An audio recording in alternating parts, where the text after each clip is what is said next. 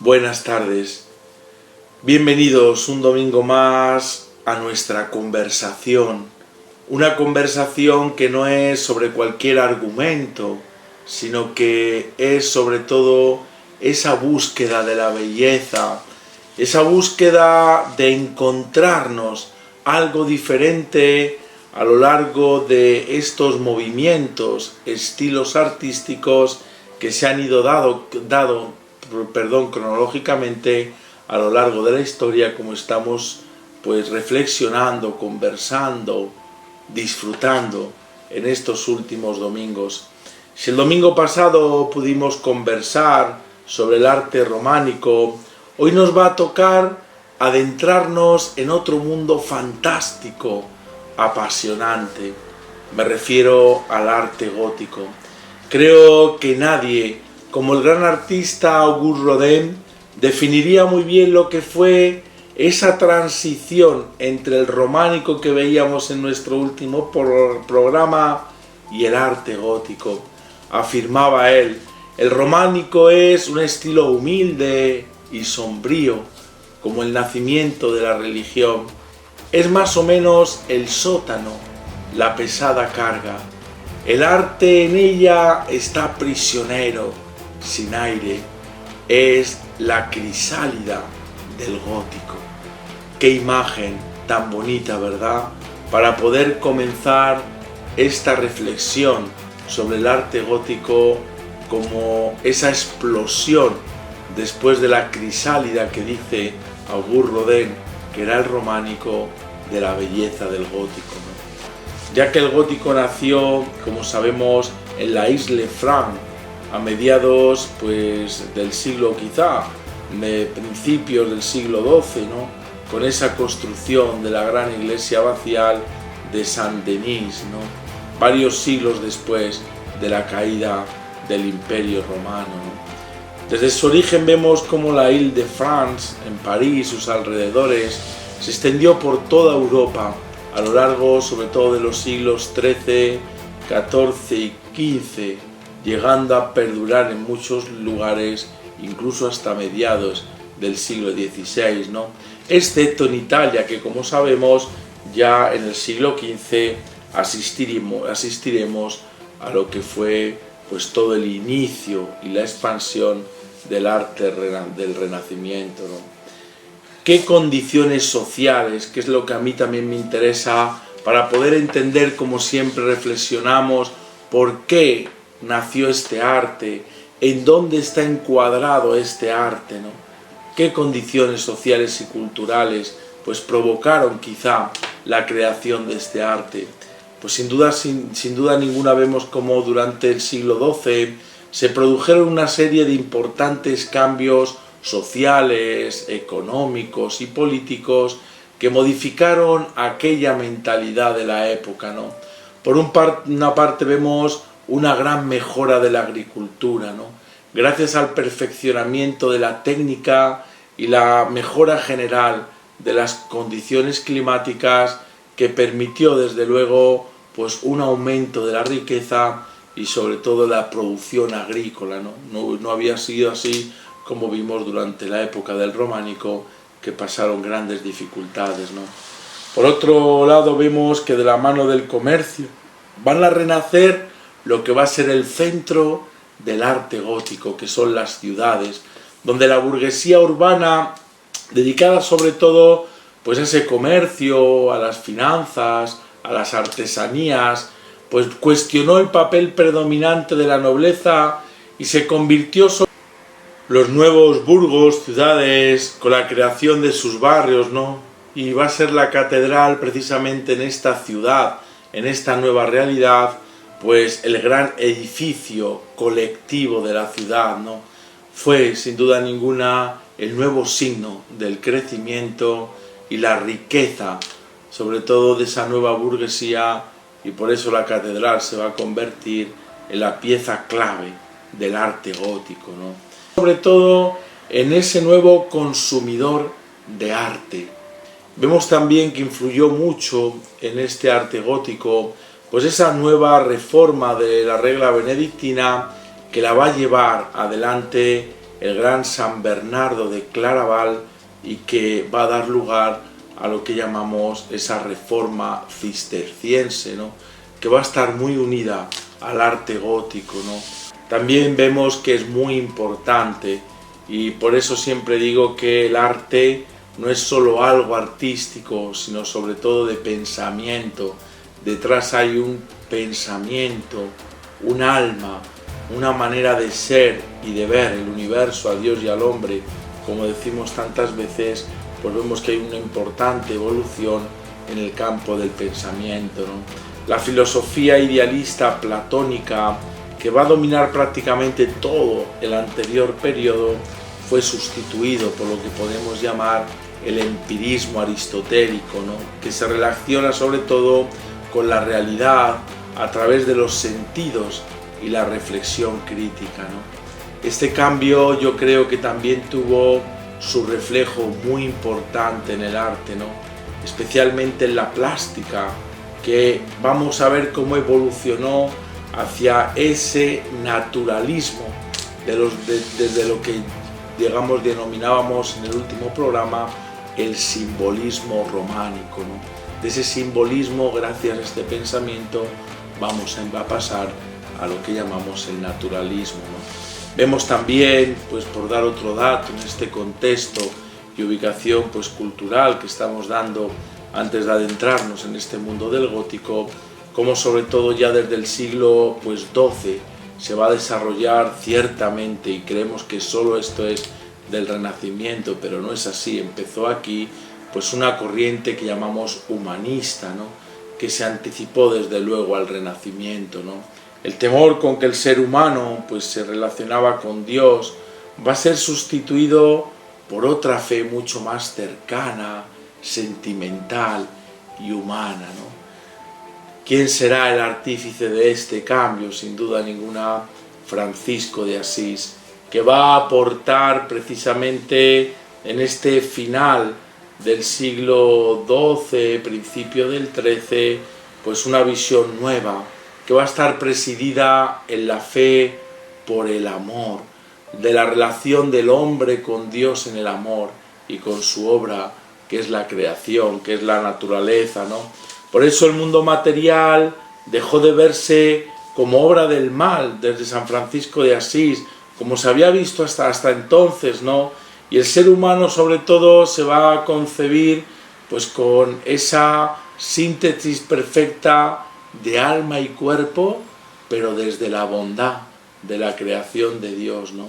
Por eso esta nueva concepción de la fe, este nuevo acercamiento de una manera tan distinta, sobre todo a Dios, encontró en el gótico esa expresión perfecta, sobre todo en lo que será el gran emblema del gótico, que es la luz y ese sentido ascensional de la arquitectura gótica, de esa plástica naturalista y humana que va sobre todo a traslucir ese deseo del hombre por dejarse inundar de la luz bondadosa, bella, amorosa, cálida del Creador que es Dios, ¿no? Junto con la orden franciscana sabemos que Santo Domingo de Guzmán pues fundó también la orden de los dominicos, ¿no? Ambas, como sabemos, son órdenes mendicantes y cuya predicación sobre todo va a estar realizada en el mundo urbano. Esto es muy importante, ¿no? ¿Y qué va a hacer el resultado de esta predicación y sobre todo de este ansia de cultura? Pues fijaros, va a dar lugar nada menos que a la creación de escuelas, a la creación de universidades, a la creación en definitiva de espacios donde realmente vivir la cultura que va a dar como expresión más sublime este arte gótico. Otro factor fantástico, al menos para mí, va a ser en la vida de la época lo que denominamos esa aparición de los trovadores, la exaltación del amor cortesano y de la belleza a través de estos personajes que van a cantar bellísimas historias de amor, ¿no? Algo que también va a ser muy importante. ¿Por qué? Porque el arte gótico también, sobre todo en el arte plástico, pues va a representar muchas de estas escenas pues narrada de los trovadores, ¿no? A veces pensamos de esta Edad Media que era algo oscuro, ¿no? Y vemos que el arte gótico nos dice que no. Es una época llena de luz, de grandes personajes que cantan la belleza del amor, ¿no? De esas historias de amor pues tan bonitas, tan románticas, ¿no? Que a tantos hoy nos sigue sobrecogiendo cuando las escuchamos o las leemos de estos trovadores, ¿no? Va a aparecer, por tanto, y esto va a ser esencial, la pieza clave, junto pues con la Iglesia, de lo que son los que van a comenzar a hacer posible este arte, que es esa nueva burguesía urbana, que es una nueva clase de personas triunfantes, ¿no? Que van a desarrollar y van a promover este arte urbano, ¿no?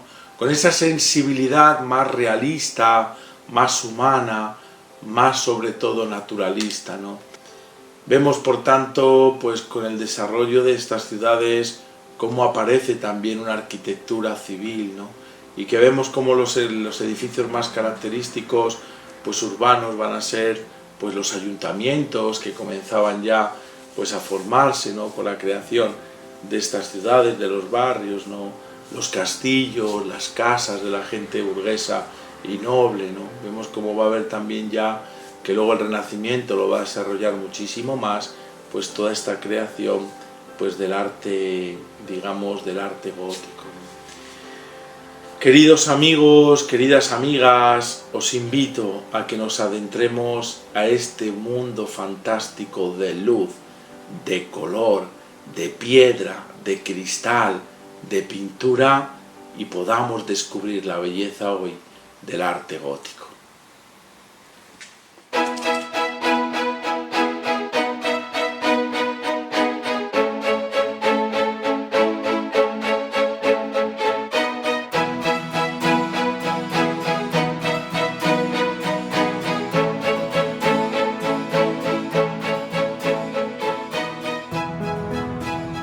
Es curioso que el término gótico no tiene nada que ver con la expresión artística a la que hace referencia, pues todos nosotros conocemos las majestuosas y bellas catedrales, abadías o distintos templos que encontramos especialmente en Europa.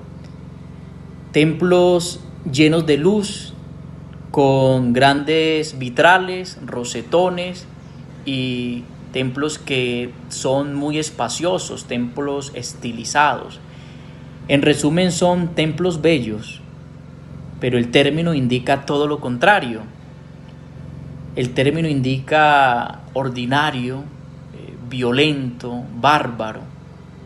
Fue una denominación etiquetada en el Renacimiento italiano, pues tenía una intencionalidad propiamente peyorativa, exclusivamente despectiva, y hacía alusión pues a las tribus godas bárbaras que habían saqueado el Imperio Romano y habían destruido gran parte del arte clásico. Los renacentistas pues desdeñaban de este estilo, lo consideraban como un estilo bárbaro, y fue poco a poco, cuando se fue produciendo el arte gótico, un respeto, fue adquiriendo un espacio en la sociedad y se fue considerando como un arte majestuoso, como un arte noble, porque ya tenía una identidad propia, ya tenía unas ideas pues muy originales. Posteriormente, en el siglo XIX, el arte gótico pues es conocido también y fue denominado como estilo ojival. Esta gran empresa gótica tiene un periodo de desarrollo amplio, a diferencia de otros movimientos artísticos. Podemos ubicarlo en la primera mitad del siglo XII y se prolonga durante 4 siglos más por toda Europa. El lugar de florecimiento del arte gótico, pues podemos encontrarlo en las tierras francesas, como lo tuvo también el arte románico, con la diferencia que el arte gótico tiene su origen y florecimiento en la región de la Gran Cuenca Parisina. Es ahí donde la monarquía, después de haber tenido una estabilidad económica, un auge económico, pues pone mano a esta región que tenía pocas iglesias, pocas abadías, y empiezan a hacer una reconstrucción de estos templos antiguos, y es así que logran monumentales catedrales, monumentales abadías e iglesias. Esto llevó a que adquirieran un estilo artístico propio, particular en la zona, y luego se fue expandiendo por toda Francia y por toda Europa. El arte gótico es un estilo fascinante, debido a que en él se unifican el arte y una nueva teología que surgía en Europa hacia el año 1100. Algunos historiadores de la Ilustración veían este estilo como expresión de una época oscurantista, pero el arte gótico fue sobre todo una estética de la luz sobre todas las cosas. En él se manifestó el humanismo teocéntrico, que dio paso a ese antropocentrismo renacentista. Vemos cómo el gótico tuvo ese inicio en la Baja Edad Media, en Francia, como se nos ha dicho, donde irradió al resto de Europa, ¿no? Cada país, sin embargo, incorporó elementos de su cultura y así en cada uno adquirió unas características particulares. Es, por tanto, muy importante e imprescindible caer en la cuenta que este arte responde a una concepción de Dios, del ser humano y de la naturaleza muy particular, porque si no, no podríamos entender nada de este estilo. Por ello les invito a que caigamos en la cuenta que este arte va a surgir como consecuencia de un pensamiento, de tal manera que nos damos cuenta hasta qué punto es importante la cuestión que se planteará ya con el Renacimiento y que ha perdurado hasta el siglo XIX, que el artista no es un simple artesano, sino alguien que antes que hacer su creación tiene una gran preparación intelectual. Por ello, la razón de tal revolución con el gótico va a ser ese cambio de mentalidad medieval sobre el conocimiento y la verdad existente. Los siglos XII y XIII van a contemplar la derrota del idealismo de Platón, defendido por San Agustín, que fue la base filosófica de los siglos altomedievales. Desde estas fechas se recupera la filosofía basada sobre todo en la preeminencia de los sentidos de Aristóteles, intensamente defendido por personajes de la talla de San Alberto Magno o Santo Tomás de Aquino. La idea de que sólo la racionalidad humana es el único sistema de conocimiento y que las formas sensibles no sólo son una apariencia engañosa de la verdad, es desplazada por la convicción de que los sentidos son necesarios para redescubrir las cosas de la naturaleza como verdadera fuente del conocimiento.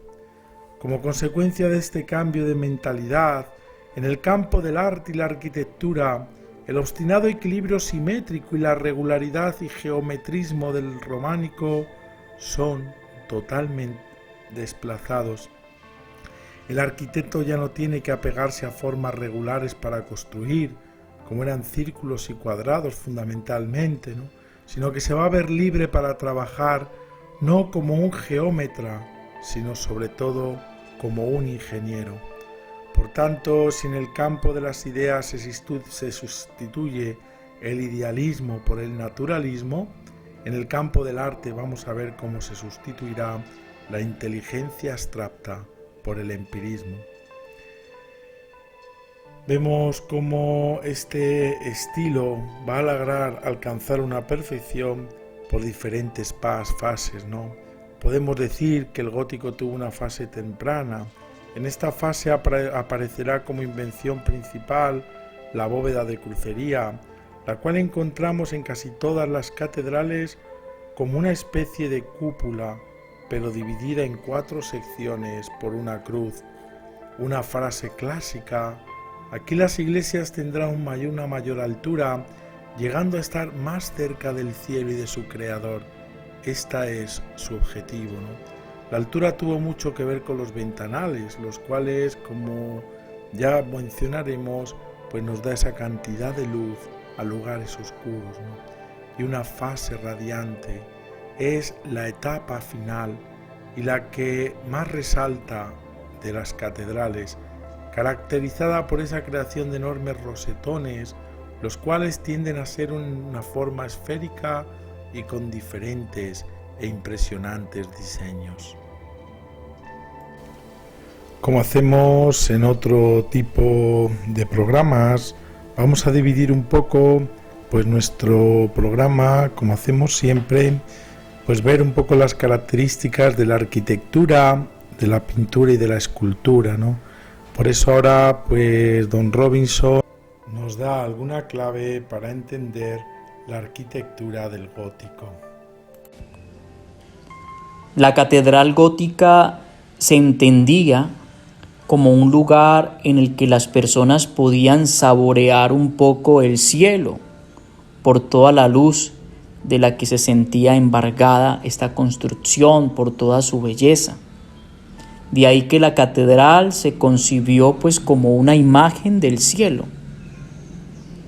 En la creencia de los teólogos medievales pues tenían la certeza de que todos los objetos visibles contienen dentro de sí el potencial de revelar lo divino, o sea, la creencia de que a través de la contemplación de los objetos materiales podemos tener una experiencia directa con Dios, una experiencia directa de este ser trascendente de lo divino. Juan Escoto Erígena, filósofo medieval, ya lo decía en una de sus frases y de sus expresiones, que solo podemos entender un pedazo de madera o de piedra cuando percibimos a Dios en él. Precisamente la importancia que la luz adquiere en la arquitectura gótica consiste en que ésta, como el fenómeno más noble de los fenómenos naturales, el menos material de todos y el que más se aproxima a la forma pura, pues puede mediar entre lo incorpóreo y lo corpóreo. Hay luz siempre en una catedral gótica y por eso pasó a ser el elemento esencial de su arquitectura, ya que era capaz de revelar la realidad divina, que las iglesias góticas habían sido concebidas para hacer visible esta realidad, para cumplir este objetivo de dejar entrar más la luz en las catedrales góticas, pues se hicieron aberturas mayores, se perforaron las paredes, lo que condujo pues a una preocupación por los puntos de apoyo, y pues ello llevó a los constructores a perfeccionar la interacción coordinada entre la bóveda de crucería y las áreas apuntadas y los arbotantes, los elementos que más caracterizaban el estilo gótico.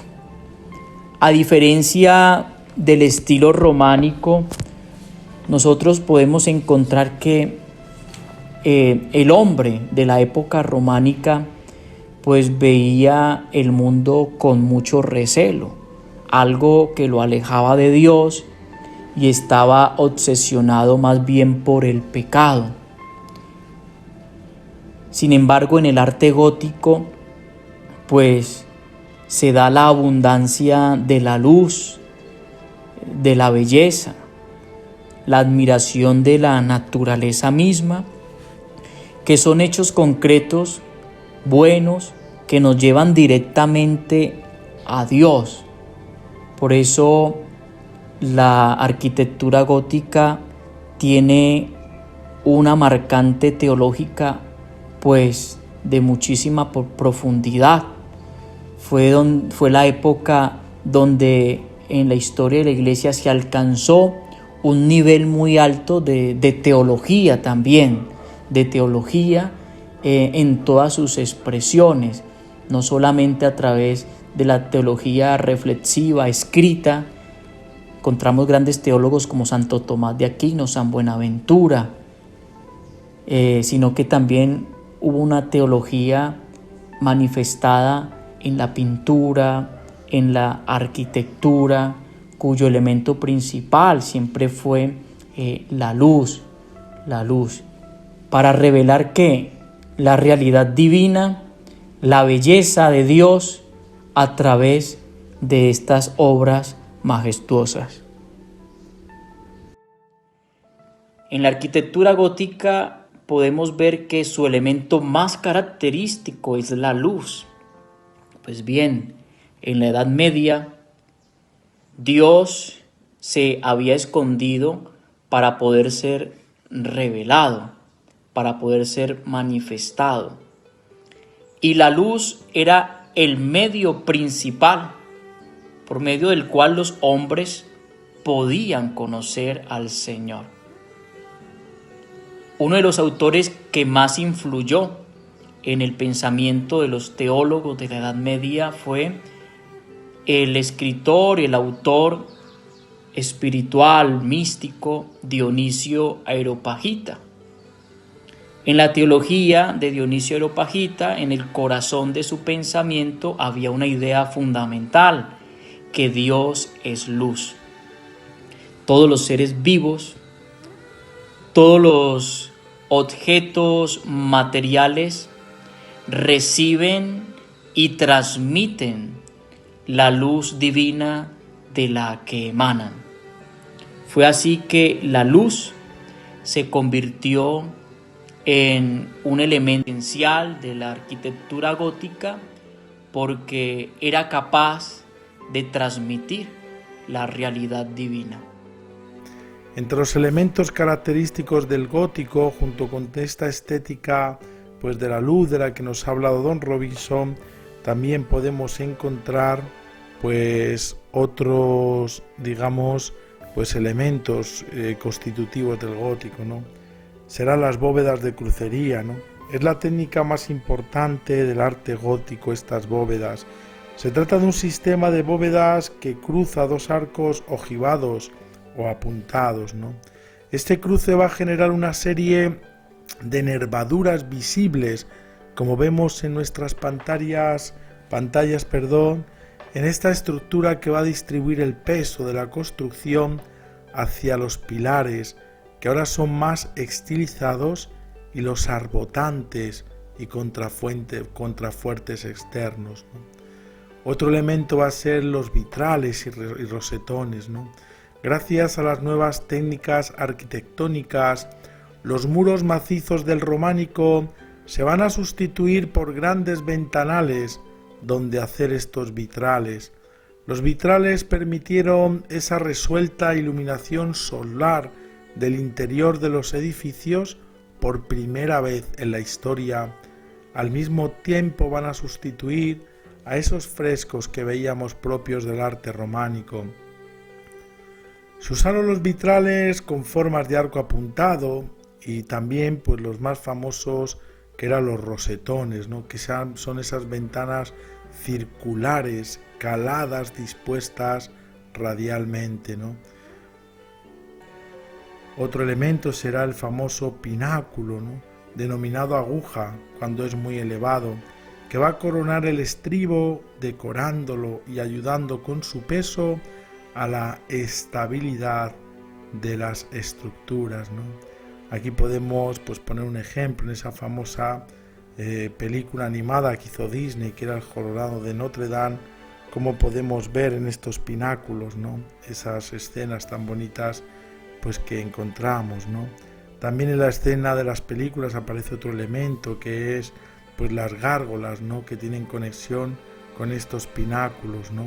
Las cuales estas gárgolas se van a utilizar para eliminar el agua de las lluvias, para que no se acumulen agua en las construcciones, ¿no? Por eso, tomando estos dos grandes usos, podemos ver que fueron de una gran utilidad, además de ser muy atractivas los pináculos y las gárgolas ante la vista de los que contemplan estas arquitecturas, ¿no? Vemos, por tanto, cómo el arte gótico va a tener este carácter didáctico, ¿no? Su mensaje se orienta a la celebración del Dios encarnado y a la unión, sobre todo, pues de lo que decimos de su criatura con Dios, ¿no? Lo que va a hacer visible en las artes figurativas, tanto la escultura como pintura, ¿no? Las fachadas de las catedrales góticas aún serán concebidas como libros de piedra abiertos al transeúnte, llenas de relieves escultóricos, originalmente, aunque hoy se han perdido, pintados en colores vivos, ¿no? Pero como hacemos siempre, vamos a ver esto en un ejemplo concreto, ¿no? Es verdad que me resulta muy difícil escoger una catedral, una iglesia, dadas las inmensas joyas que poseemos, ¿no? Pero tomaré una de las que me parecen más impresionantes del mundo, como es la Catedral de Milán, también conocida como il Duomo, con esta palabra italiana, ¿no? Esta catedral no es únicamente una de las más bellas del mundo, sino también una de las más grandes, gracias a sus 157 metros de longitud y su capacidad para acoger a más de 40.000 personas, ¿no? Si los 200 años que se habían empleado en construir la Catedral de París, de Notre Dame, ¿no? Que pues tristemente pues se incendió, como bien saben, hace algún año, pues y nos parecía mucho, fíjense, en Milán van a necesitar nada menos que 500 años hasta verla totalmente finalizado, ¿no? El gran Stendhal, en una visita a Milán el 5 de noviembre del año 1816, afirmará, todas estas tardes he ido alrededor de la 1 del mediodía a volver a ver el Duomo de Milán, esta iglesia que refleja la belleza como si fuera la luna, ofrece un espectáculo de belleza extraordinaria y única en el mundo. La arquitectura jamás me ha ofrecido igual sensación que ante la contemplación de esta catedral de Milán. Lo primero, por tanto, que me gustaría decir es que, como pasa muchas veces con las grandes arquitecturas, la catedral de Milán no es solo una arquitectura impresionante, sino que se ha convertido en el signo e identidad de una ciudad, de un pueblo, de unas gentes. Por eso decir Milán es decir su Duomo. Considerada, como hemos dicho, pues una de las más grandes iglesias del mundo y considerada pues la tercera iglesia católica en el mundo después de San Pedro en el Vaticano y de la Catedral de Sevilla, ¿no? Los mármoles blancos tienen pues digamos una manutención continua, ¿no? Que día a día tienen que pues cuidarse como una de las mayores pues grandezas del gótico, ¿no? La historia de esta catedral va a partir del año 1386, ¿no? El Duomo es una de las iglesias que ha llevado más tiempo para poder ser, digamos, terminada, ¿no? Aunque se inició, como hemos dicho, en el año 1386, no será hasta los primeros años del 1800, fíjense, que se terminó esta catedral, ¿no? ¿Quién quiso esta catedral? Pues fue nada menos que el gran Gian Galeazzo Visconti, ¿no? Que era en aquella época el señor de Milán.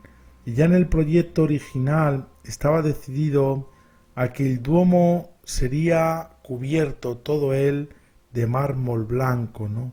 Aunque ciertamente él nunca lo vio, ¿no? Pero sí que es verdad que de las excavaciones de lo que llamamos Condolia, que pertenecía a esta familia Visconti, fue la que va a donar todos estos bellísimos mármoles blancos que va a estar hecho, digamos, la Catedral de Milán, ¿no? De la organización, pues que ocupó toda esta construcción de la iglesia y demás, pues se encargaron, pues esta familia Visconti, ¿no? Esta iglesia no nace de la nada, ¿no? Sino que donde hoy vemos esta catedral, en sus inicios había un templo a la diosa Minerva en la antigüedad, ¿no? Por tanto, vemos cómo esta catedral de Milán va a surgir siempre y está situado en un lugar que desde tiempos inmemoriales, antes incluso que naciera el cristianismo, pues era un territorio sagrado, ¿no? Que inicialmente, como hemos dicho, pues estaba ocupado por este templo bonito de Minerva, ¿no? Fue San Ambrosio, pues quien quiso primero una iglesia, pues que él la tituló en un inicio a Santa Tecla y Santa Pelagia, ¿no? Desde el año 1386, que empieza ya pues la construcción, se va a dedicar esta iglesia pues al título de Santa María, Mayor, ¿no? Una iglesia pues que en definitiva pues va a hacer sobre todo pues esta gozosa belleza del gótico, ¿no? Vemos que si entramos en el interior ya se trata de un templo con planta de cruz latina, que es lo que va a ser típico de estas iglesias del gótico y no de planta de cruz griega como veíamos en el románico, ¿no? Cuyo transepto va a marcar tanto la planta como la altura del templo, ¿no? Vemos cómo esta iglesia cuenta con 5 naves, de las cuales la central es más ancha y alta, como era propio del gótico, que las laterales. Las naves laterales se van a prolongar hasta el transepto y van a rodear el altar mayor formando esa famosa girola o deambulatorio típico de iglesias de peregrinación, ¿no? El amplio espacio del transepto se ha aprovechado para colocar ese coro que es ya posterior y que se realizó en la época renacentista, ¿no? Pero vamos a acercarnos también a la fachada y vemos todas estas puertas en bronce, ¿no? Son magníficas historias del alto relieve, ¿no? Vemos que hay una singular puerta, ¿no? A cada lado y una doble puerta en el central, ¿no? Podemos leer la vida de la Virgen María, el edicto de Constantino y la vida de San Ambrosio, que fue el gran obispo de esta ciudad de Milán y toda la historia de Milán, ¿no? Vemos una cosa muy interesante en esta catedral que me gustaría también subrayar en este programa, y es que nada más entrar podemos buscar a nuestros pies una gran línea hecha de bronce, ¿no? Que va a recorrer toda la longitud, digamos, de esa nave, ¿no? Vemos que son varias líneas y que tiene sobre todo los signos zodiacales, ¿no? Este reloj es una cosa muy interesante en la Catedral de Milán, ¿no? Porque vemos que el día en que el Sol entra en el nuevo signo zodiacal, el Sol va a pasar por aquel foro de la pared derecha y va a iluminar justo el signo zodiacal que le corresponde a ese día en el que el Sol va a entrar, ¿no? En la nave de la izquierda podemos notar también ese Albor, o el llamado candelabro Tribulzio, ¿no? Que es un gigantesco candelabro de 7 brazos de 12 metros de alto, ¿no? Que se esculpió en el siglo XV, pues de un, digamos, orógrafo francés, ¿no? Que se llamaba Nicolas Verdun, que fue donado en 1562 al arcipreste Giovan Battista Tribulzio, ¿no? Y que ciertamente es otra de las cosas imponentes de la gran catedral, ¿no? Vamos a contemplar el altar mayor, ¿no? Que es el nivel más alto de las naves, ¿no? Con un coro, digamos, lígneo, magnífico, con, digamos, unas 2 copias de órganos impresionantes, ¿no? Uno más antiguo, ciertamente, pues que el otro, ¿no? Ese imponente aspecto exterior de la Catedral de Milán está configurado también por más de 90 górgolas y 130 agujas, fíjense, que se levantan vertiginosas hacia lo alto. Arquitectónicamente las górgolas van a servir como vertederos de agua, como hemos dicho ya, y aquí lo vemos en este ejemplo, y la más alta de las agujas, situada a más de 100 metros de altitud, se va a coronar con una espléndida imagen de la Virgen María que va a coronar todo el edificio, ¿no? Entre algunas curiosidades de esta catedral hay uno de los personajes históricos que más contribuyó a que finalmente se acabara curiosamente su construcción fue Napoleón Bonaparte, ¿no? Pues quedó tan impresionado por esta catedral que su espectacular fachada de mármol blanco quería que estuviese toda finalizada para su coronación como rey de Italia un 26 de mayo del año 1805. Así es que dio orden que se aceleraran todos los trabajos para finalizar aquella fachada, ¿no? En su entusiasmo aseguró que todos los gastos recaerían sobre el tesoro francés, que reembolsaría a la fábrica pues todos los inmuebles que ésta tuviera que vender, ¿no? Esto es una anécdota porque jamás se pagó este reembolso, ¿no?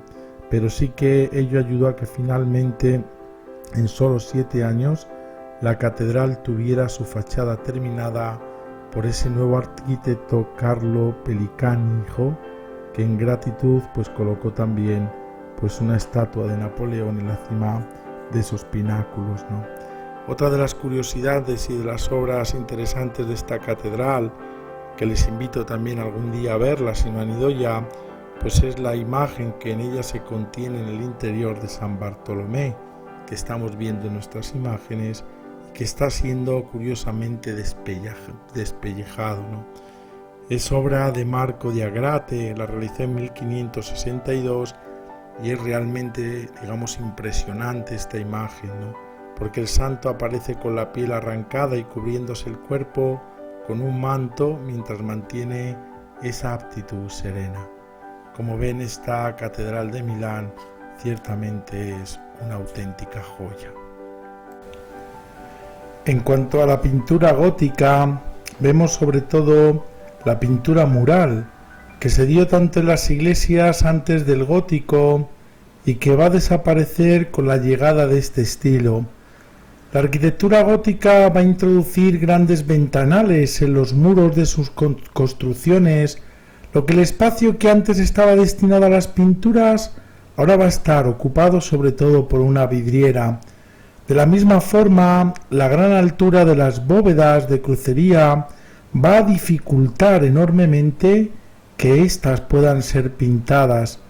Por este motivo en Europa se va a apreciar sobre todo un florecimiento de la pintura sobre tabla, principalmente los retablos adosados a la pared.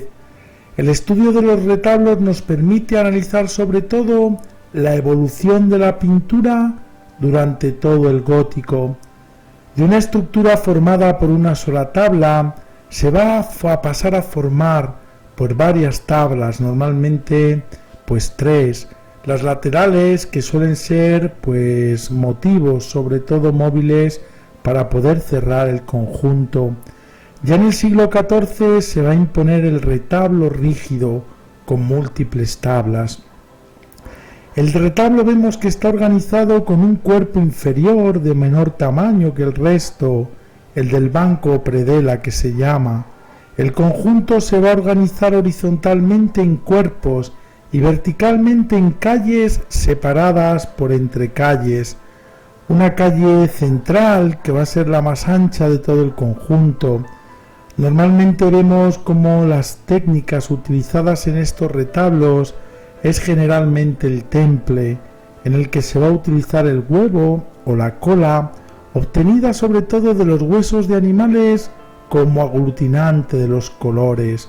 Desde el siglo XV se va a comenzar a utilizar la pintura al óleo inventada sobre todo por los pintores flamencos y que va a utilizar el aceite como aglutinante, dando sobre todo ya un uso común a lo que llamamos la pintura al óleo, ¿no?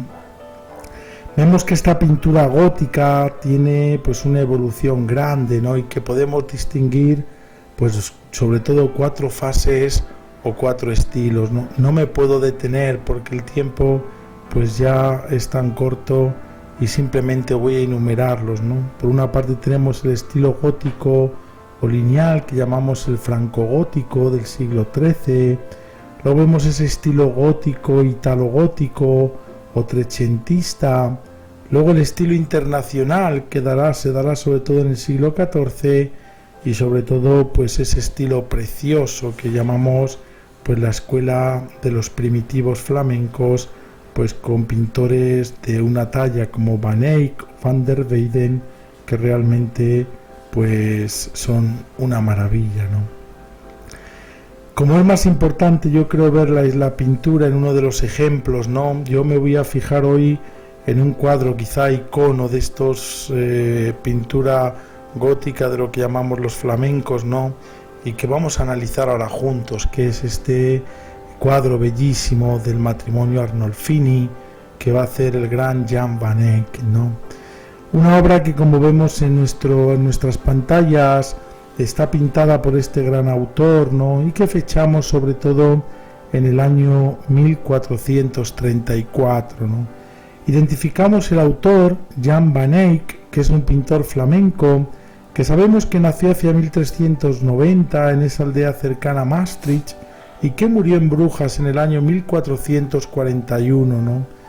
Este cuadro que estamos comentando, para que nos demos un cuenta de la dimensión, pues tiene, digamos, 81,8 centímetros por 59,7, ¿no? Hoy lo podemos contemplar en la National Gallery de Londres, ¿no? Es un óleo también sobre tabla, ¿no? El tema, pues vemos que representa el momento de la consagración del matrimonio en un espacio privado, ¿no? Que es muy curioso en este cuadro, que es en el dormitorio, identificado sobre todo con el lecho conyugal, un candelabro de 7 brazos, solo con un cirio encendido curiosamente, ¿no? Un espejo convexo que cuelga sobre todo pues de la pared del fondo, ¿no? Y que está rodeada por un marco con medallones con 10 escenas de la Pasión de Cristo, ¿no? Vemos cómo el espejo va a servir, sobre todo para reflejar ese espacio interior de la habitación, ¿no? Vemos por tanto que hay toda una serie de detalles repartidos por este magnífico lienzo que dan esa idea de minuciosidad, ¿no? Con que fue trabajada esta pintura, ¿no? Vemos cómo sobre el dosel de la cama hay una estatua de Santa Margarita, que era la santa protectora de las parturientas, ¿no? Del dosel cuelga una escobilla de mano y junto al espejo hay un rosario, ¿no? Ambos objetos van a simbolizar las virtudes cristianas del trabajo doméstico y del rezo, ¿no? Junto a la ventana, al lado del hombre, simboliza su relación con el mundo exterior.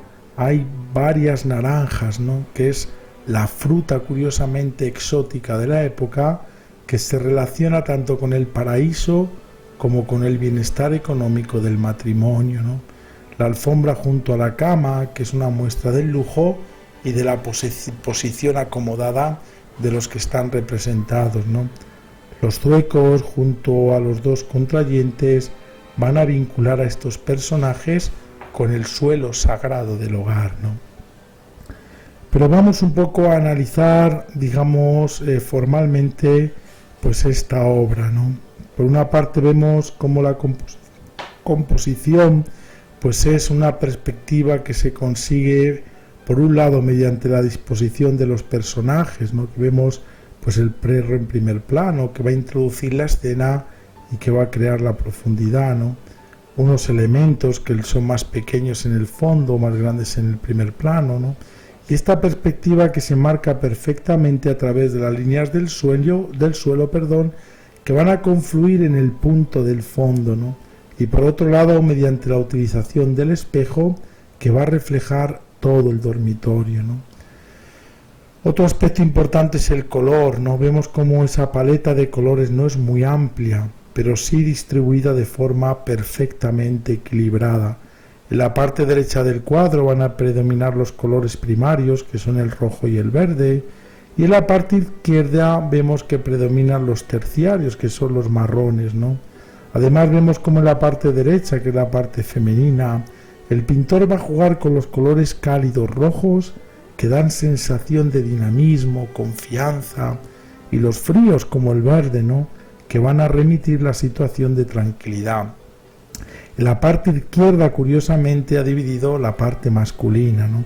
Y aquí el pintor va a trabajar sobre todo sobre distintas tonalidades del marrón, ¿no?, que es la mezcla del rojo y el verde. Un color que siempre se ha asociado con lo masculino, lo severo, lo confortable y el realismo, ¿no?, y que también sugiere la edad y la experiencia, algo que se va a relacionar muy bien pues con este rico comerciante pues que está aquí representado, ¿no?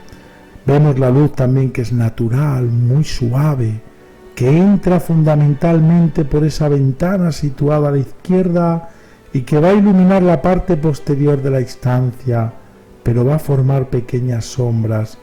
Pero también parece haber otra luz lateral, procedente de otra ventana en la parte no visible de la estancia, necesaria para dar luz a los rostros de los personajes principales, ¿no? Vemos también en este cuadro riquísimo, como estamos viendo de detalles, que hay un marcado predominio de la línea sobre el dibujo, con líneas poco marcadas, pero que van a definir perfectamente todos los contornos, ¿no? Y en cuanto al volumen, vemos que la obra va a ser claramente precursora de los avances técnicos del Renacimiento, ¿no?, algunos de los cuales están ya aquí expresados, como la profundidad conseguida con la disposición de las figuras en escorzo, así tanto en el hombre como en la mujer están ligeramente girados bellísimamente en un escorzo, si nos damos cuenta, con el hombre adelantado, el pie y la mano derechos, ¿no?, mientras que la mujer va a introducir la profundidad, sobre todo con la disposición de su vestido, que se va a abultar en torno al vientre y que se extiende por el suelo hacia el espectador, ¿no? También la colocación deliberada de los zuecos y el perro en un primer plano va a acentuar, fijaros, esta sensación de profundidad, ¿no? Quisiera terminar, después de este análisis, digamos, un poco más formal, pues para ver esta riqueza del gótico también del cuadro, con un análisis pues simbólico y sociológico, iconográfico de este cuadro, ¿no? Por tanto, vemos cómo el tema hace referencia clarísimamente a la celebración privada del matrimonio de Giovanni Arnolfini y Giovanna Cenami, ¿no?, en presencia de otras dos personas que se reflejan en el espejo, ¿no? Una de ellas sería el propio pintor, como aparece en un texto escrito en la pared: Jan van Eyck estuvo aquí, ¿no? En cuanto a los objetos, pues su significado parece claro, ¿no?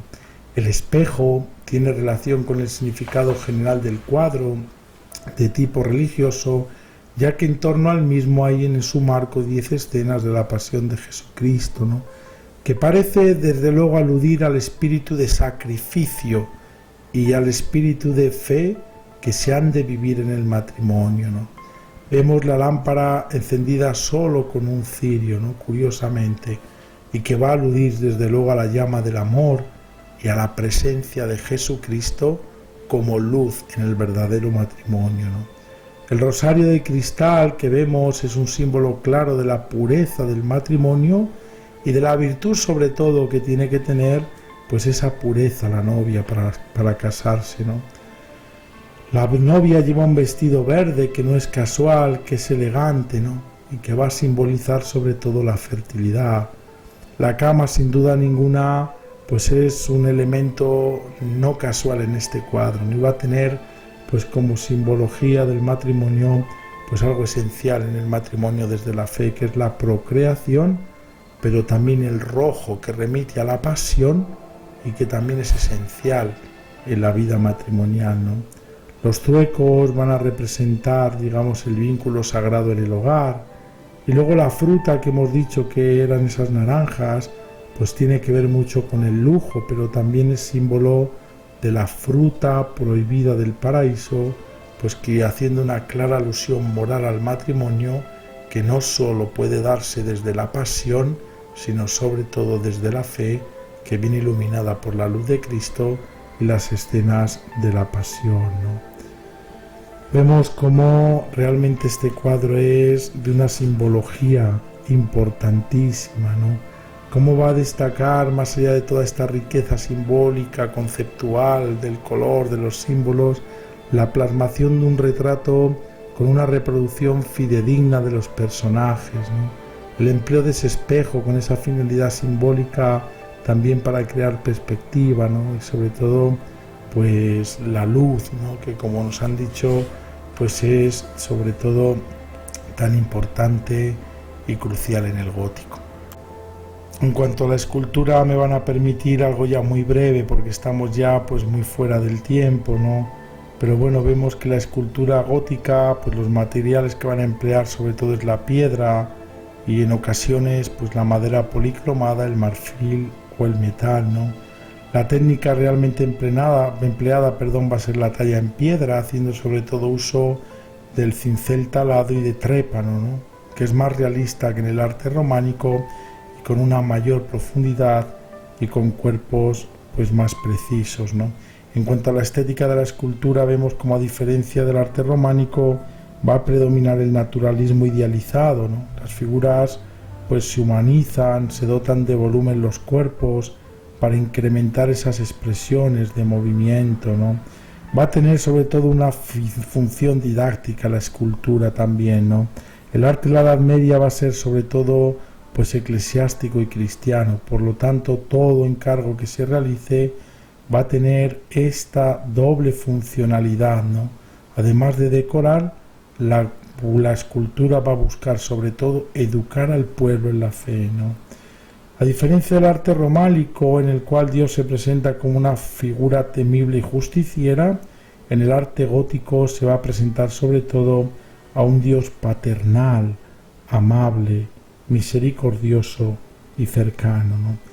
En cuanto al tipo de escultura, pues sobre todo vemos pues que la mayor importancia es pues la de relieve, que lo vemos sobre todo en las portadas, ¿no? De las iglesias, ¿no?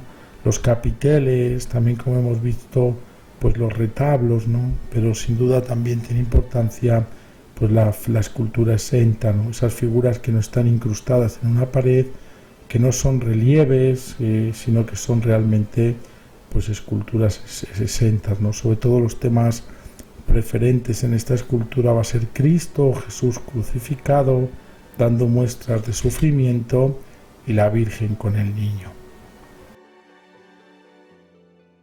El gran escritor Edgar Allan Poe decía que si me pidieran que definiera en pocas palabras el término arte, lo llamaría la reproducción de lo que los sentidos perciben en la naturaleza a través de haberlo visto con el velo del alma.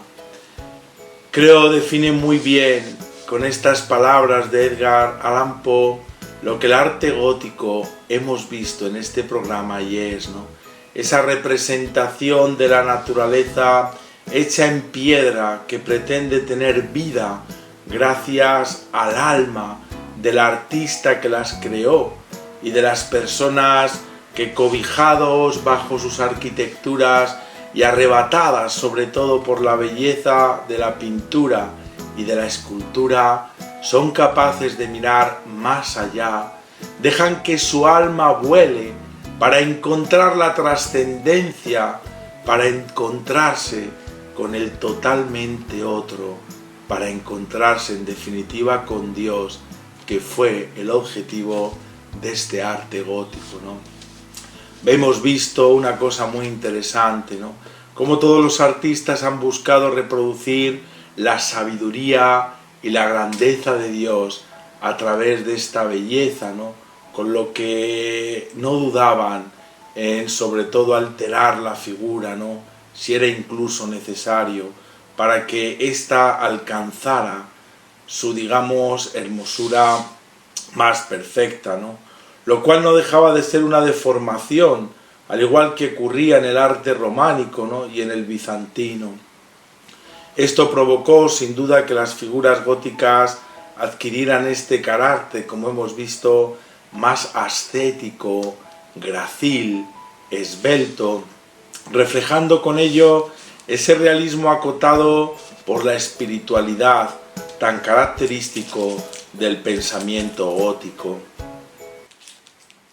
Por eso el arte no es simplemente el conjunto de algo simplemente bello, sino que nos dice mucho, ¿no? Y este arte gótico va a hacer hincapié sobre todo en esta humanidad de Dios, diferenciándose así de la majestad y el poder de Dios esperados en el arte románico, como veíamos en el anterior programa, ¿no? Las figuras hemos visto cómo van perdiendo esa majestad, ese hieratismo, y van encontrando esas formas ya más humanizadas, expresando sentimientos, como lo es la vida misma, ¿no? El dolor, la alegría, a veces esa plenitud, ¿no? Muchas veces hablamos solo en el Renacimiento, pues de este redescubrir la humanidad, ¿no? Y nos damos cuenta, pues cómo ya en el gótico hemos comenzado ya a ese gran paso imparable de redescubrir lo humano, porque fijaros, lo humano no es antagónico a lo divino. El ser humano no es ir contra Dios, sino todo lo contrario.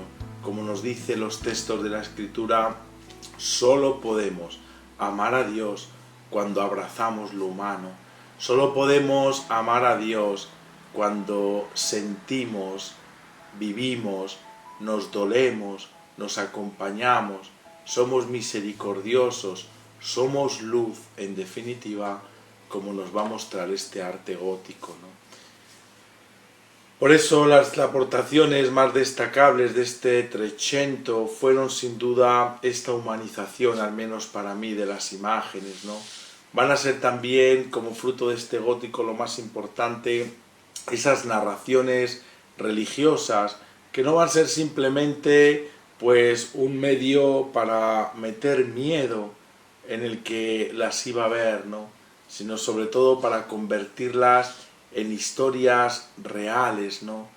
Esa aparición de imágenes vinculadas sobre todo emocionalmente con las personas, ¿no? Simplemente por el hecho de gozar, no simplemente por un tema moral, ¿no?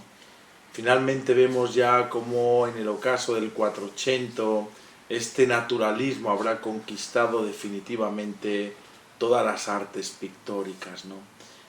El gótico sin duda es un arte que ha pervivido incluso hasta nuestros días, ¿no? Basta pensar en tantas arquitecturas que incluso tenemos ahora y que llamamos el neogótico, ¿no? Que se han hecho incluso en el siglo XX y que algunas siguen pues tomando sus formas, sus arcos, su manera de construir, lo cual nos dice que el gótico sigue siendo algo también muy actual. Aquellos que lo pensaron y que lo crearon, pues sigue siendo un legado incluso también para hoy, ¿no? Es verdad, quizá lo que afirmaba el gran escritor José Saramago, ¿no? Cuando decía que el centro comercial es la nueva catedral, decía él, de las nuevas ciudades, de la sociedad actual, ¿no? O lo que contaba el célebre poeta alemán del siglo XIX, ¿no? Un amigo, dice él, me preguntaba por qué no construíamos ahora catedrales como las góticas famosas, ¿no? Y le dije, los hombres de aquellos tiempos tenían convicciones. Nosotros, los modernos, no tenemos más que opiniones, y para levantar una catedral gótica se necesita algo más que opiniones, ¿no? Qué verdad, cuánto nos hace reflexionar este texto, ¿no? Porque qué necesitados estamos de convicciones y no solo de opiniones. Queridos amigos, espero que hayan disfrutado, como yo lo he hecho al menos, de este programa, y seguro que algo nuevo hayamos aprendido, ¿no?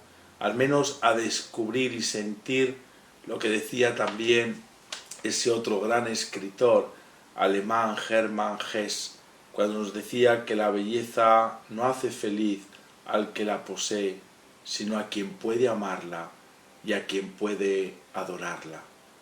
Gracias, gracias de nuevo por querer conversar conmigo un domingo más. Y como ahora vamos a abrir este espacio de verano, les deseo un feliz verano y durante este mes de agosto les daré vacaciones para que al menos descansen también de mí, pero no descansen nunca del arte. Aprovechen este verano a pesar de la pandemia para ir a algún sitio a ver con sus propios ojos estas maravillas y les espero en septiembre para volver de nuevo a conversar, para volver de nuevo a disfrutar juntos de la belleza que crea sobre todo convicciones, como decía Hermann Hesse, y no solo opiniones. Feliz noche, gracias, feliz verano.